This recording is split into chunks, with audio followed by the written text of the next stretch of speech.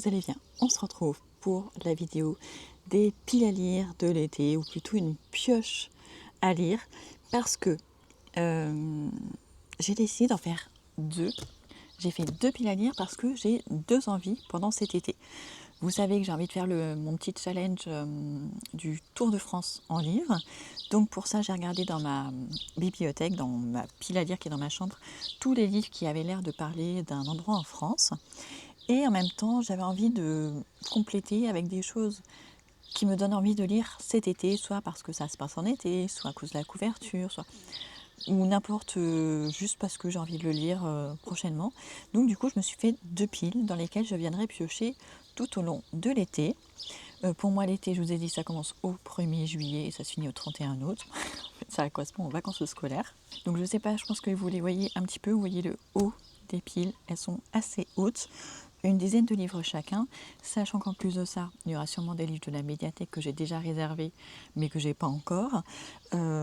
Est-ce qu'ils se retrouveront dans une des deux piles? Je n'en sais rien du tout. Je me souviens plus de ce que j'ai réservé.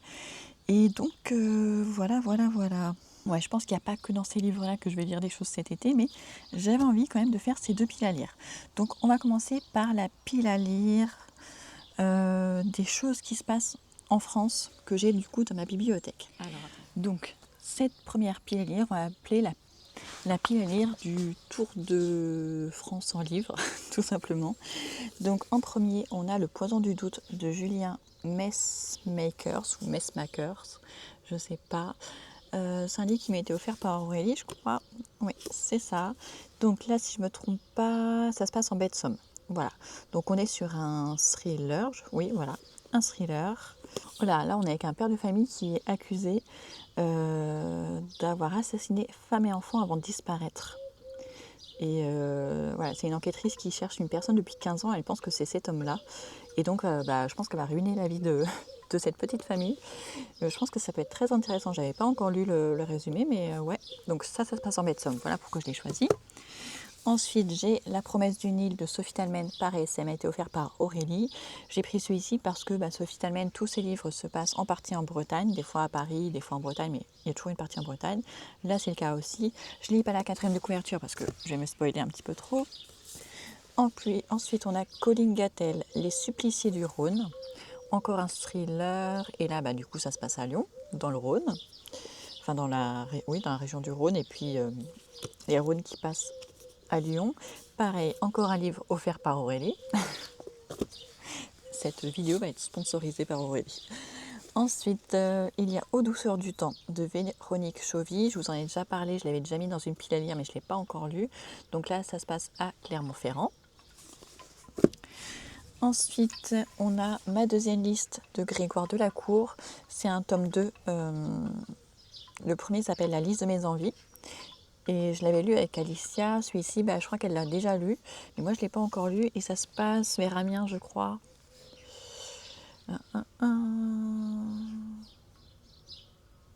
Arras. Voilà. Si je ne me trompe pas, c'est dans le nord. Vous me corrigerez si je me trompe. Mais en tout cas, ce qui est sûr, c'est que ça se passe en France. Je crois vers Arras. Donc voilà. En plus, il est hyper court, celui-là. Ensuite, L'été où Élodie de Kate Riordan. Ça, je pensais que ça allait se passer à l'étranger. Et en fait, c'est une autrice américaine, mais ça se passe en France. Je crois que ça se passe en Provence. Sylvie doit quitter Londres pour retourner dans sa maison en Provence. Voilà, où elle n'a pas mis les pieds depuis 10 ans. Donc ouais, en plus, franchement, la couverture est très estivale. Hein. Je ne sais pas si vous voyez, parce que du coup, je me suis mis un petit peu loin pour une fois. J'en ai marre de voir ma tête en gros plan. Donc voilà, j'ai celui-ci aussi qui me fait super envie depuis un petit moment. Ensuite, j'ai 3 livres de Marcel Pagnol. C'est des livres que j'ai trouvés en boîte à livres il y a déjà plusieurs mois, peut-être certains l'année dernière et un cette année. Donc là, c'est que des livres qui se lisent en one shot, ou en tout cas où j'ai plusieurs, où je les ai tous.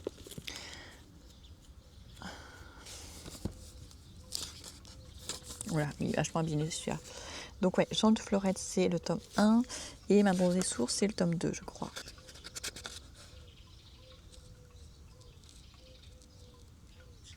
Voilà, c'est ça.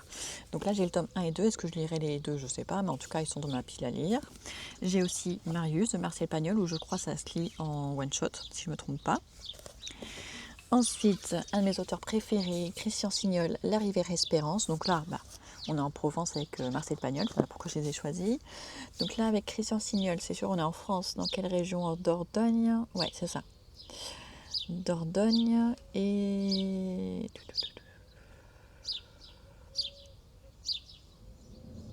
Je pense que ça se passe pas que en Dordogne, je pense que ça va aller jusqu'à Bordeaux, peut-être même l'estuaire de la Gironde, je pense, parce qu'on va être sur la rivière Dordogne. Donc voilà, il est possible qu'on soit dans plusieurs départements à la fois. Voilà, c'est un de mes auteurs préférés et ça fait un petit moment que je ne l'ai pas lu. Je pense peut-être depuis presque un an, donc j'ai hâte.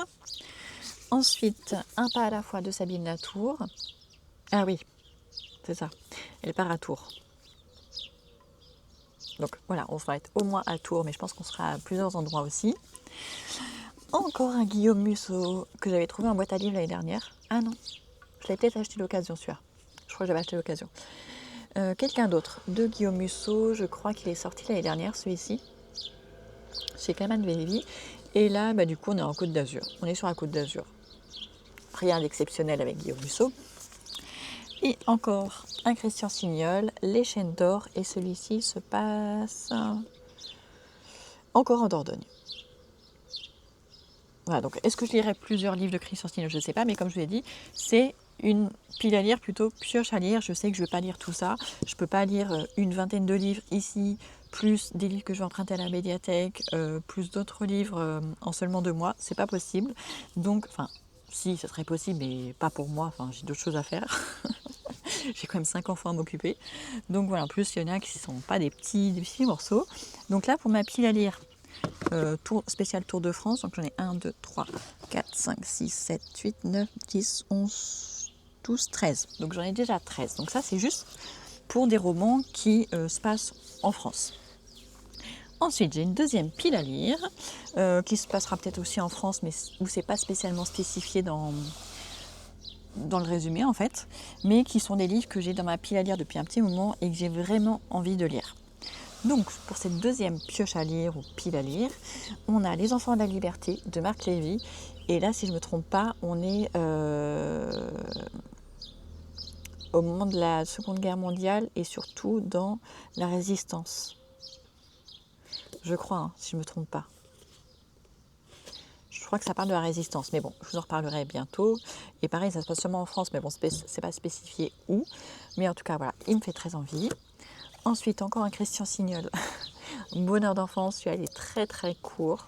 Ça fait un petit moment que je veux le lire aussi et je pense que ça parle beaucoup de l'enfance de Christian Signol, donc c'est pour ça que je l'ai choisi, parce que ça fait un petit moment que j'ai envie de le lire et je repousse. Ensuite, L'amour, c'est pas si compliqué d'Emily Blaine. Là, c'est pour la couverture, ça fait très estival, je crois. Puis Emily Blaine, c'est de la romance. Je dis, pourquoi pas, franchement, pour l'été, ça peut être très sympa. J'en lis pas beaucoup, mais ça peut être sympa.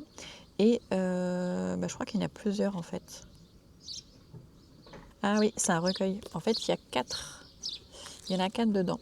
Donc sur 360 pages, en fait, il y a 4 histoires. Donc ce sont plutôt des nouvelles. Donc 4 nouvelles, peut-être encore mieux, comme ça je pourrais en lire de temps en temps. Je peux obligé de le lire en une seule fois. Ensuite, on a Si c'est un homme de Primo Levi que j'ai acheté à Oradour-sur-Glane l'année dernière quand on l'a revisité.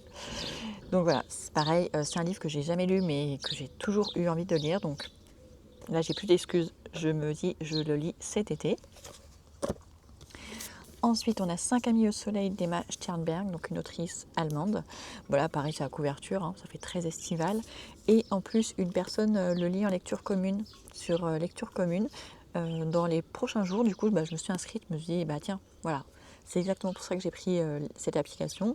Je propose des lectures communes, mais aussi quand il y en a qui correspondent à des livres que j'ai dans ma palle, ça me motive pour les sortir.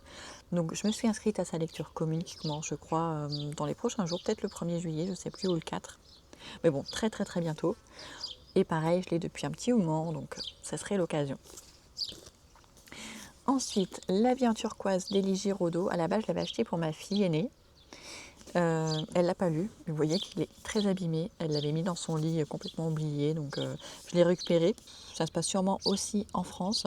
Bon là, on est sur un thème plus difficile quand on est sur le thème du cancer.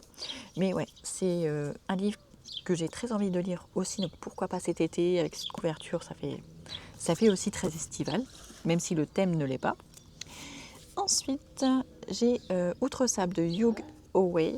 Pareil, je crois que c'est Aurélie qui me l'a offert à Noël dernier. Bon, ça fait pas forcément estival, mais bon, il y a du sable. Et surtout, c'est un petit moment que j'ai pas lu de science-fiction, donc pourquoi pas, ça m'intéresse aussi. Donc ouais, c'est un livre que j'ai très envie de lire, donc je dis pourquoi pas, l'été, faut s'autoriser d'autres choses. Ensuite, En ton âme et conscience de Claire Norton, toujours offert par Aurélie. Bah là, je crois que la couverture est très estivale aussi. Je sais plus de quoi ça parle. Je sais pas trop de quoi ça parle, même dans le résumé, c'est pas hyper clair. Mais ouais, il me fait très envie depuis un petit moment, donc je le sors cet été. Ensuite, on a La Cité des dieux sauvages que j'ai trouvé en boîte à livres d'Isabelle Allende ou Allende, je ne sais pas comment ça se prononce. Donc du coup, c'est une autrice chilienne que du coup j'ai eu envie de lire parce que Aurore de la chaîne Fondant Grignote a fait elle nous fait un petit tour du monde régulièrement. Il n'y a pas longtemps, elle était en Afrique. Là, elle est passée après en Amérique du Sud et elle a lu un livre de cette autrice qui avait l'air très très chouette. Je dis bah tiens, j'ai un livre de cette autrice, ça serait bien que je le sorte. La cité des dieux sauvages. Pareil, je sais pas trop dans quoi je m'embarque, mais bon, ça se passe en Amazonie. Je pense que ça peut être très intéressant et ça me permettra aussi de compléter toujours mon tour du monde en livre. Ensuite, on continue avec Raphaël Giordano et Ils vécurent heureux malgré tous leurs enfants. C'est un livre que j'avais trouvé en boîte à livres l'année dernière et j'avais beaucoup aimé la couverture, le titre et tout. En plus, vous voyez, c'est une couverture double face, mais du coup, on n'a pas de résumé. Donc, je ne sais pas vraiment de quoi ça parle. Mais je m'étais dit, pourquoi pas, moi qui ai 5 enfants, le titre m'interpelle. Mais après, vu que c'est Raphaël Giordano, je me dis que finalement, ça va peut-être pas me plaire, vu que j'en ai lu un il n'y a pas très longtemps. Je suis pas sûre que ça me plaise. Mais pareil, ça fait quand même très estival, ces couvertures. Donc, je me dis que ça peut le faire. Et enfin, j'ai ce dernier roman que j'ai pas encore lu de Cécile Kimard, Non mais sérieusement, qui est son premier livre, je crois. Oui, je crois que c'est son premier. Et voilà, c'est un livre pareil que j'ai depuis quelques mois, depuis septembre je crois, ou août. Je l'avais acheté après avoir reçu en service de presse son dernier livre. Et ouais, ça doit être ça. Donc, vous voyez, j'ai pas acheté énormément de livres cette année, mais j'en avais acheté pas mal en 2025. Et surtout, j'avais fait beaucoup de trouvailles en boîte à livres. Il y en a beaucoup parmi ceux-là qui sont des livres qui sont trouvés en boîte à livres et beaucoup qui m'ont été offerts par Aurélie.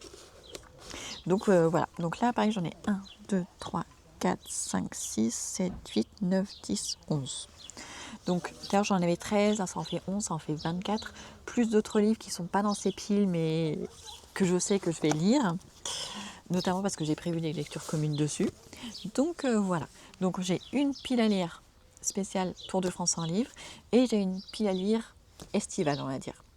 Donc voilà mes deux piles à lire, donc vous allez me voir piocher au fur et à mesure de l'été dans ces deux piles. Forcément, j'en à réfléchir, mais non, j'arriverai jamais à lire tout ça et j'ai pas envie de me forcer. Mais en tout cas, voilà, vous risquez de voir des avis sur ces livres-là tout au long de l'été. Si vous en avez certains dans votre bibliothèque, n'hésitez pas à me le dire. Si vous voulez qu'on les lise ensemble, on peut se prévoir des petites lectures communes. Et donc voilà, j'espère que cette petite vidéo vous aura plu. Je pensais la faire en 2 fois, mais en fait en 1 fois c'est largement faisable vu que je ne vous lis pas tous les résumés.